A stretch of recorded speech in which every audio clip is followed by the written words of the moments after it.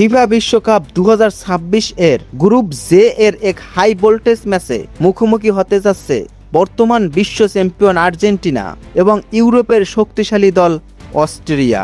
আগামী 22 জুন সোমবার বাংলাদেশ সময় রাত 11টায় যুক্তরাষ্ট্রের বিখ্যাত ডালাস স্টেডিয়ামে ম্যাচটি অনুষ্ঠিত হবে। 1,08,000 দর্শকের এই স্টেডিয়ামে এক টান উত্তেজনার ম্যাচ দেখতে পাবেন ফুটবল প্রেমীরা। নিজেদের প্রথম ম্যাচে আলজেরিয়াকে 3-0 গোলে হারিয়ে গ্রুপ টেবিলের শীর্ষে আছে আর্জেন্টিনা। শেষ 5 ম্যাচের সব কয়টিতে জিতে আলবি সেলেস্তারা রয়েছে দুর্দান্ত ফর্মে। তবে ফিফা র্যাঙ্কিংয়ে 24 নম্বরে থাকা অস্ট্রিয়াও কম না।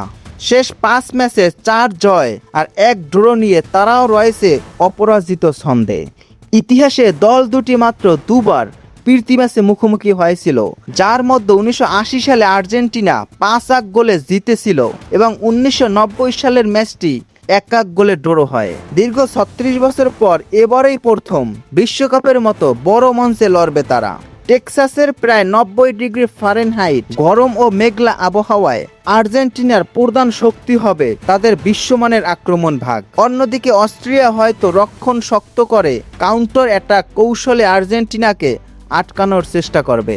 শক্তিমত্তা ও র্যাঙ্কিং বিবেচনায় আর্জেন্টিনাই এই ম্যাচে পরিষ্কার ফেভারিট। তবে অস্ট্রিয়ার সাম্প্রতিক ফর্ম বিশ্ব চ্যাম্পিয়নদের কঠিন পরীক্ষায় ফেলতে পারে। ফুটবল দুনিয়ার এমন সব রোমাঞ্চকর আপডেট পেতে আমাদের চ্যানেলটি সাবস্ক্রাইব করে সাথেই থাকুন।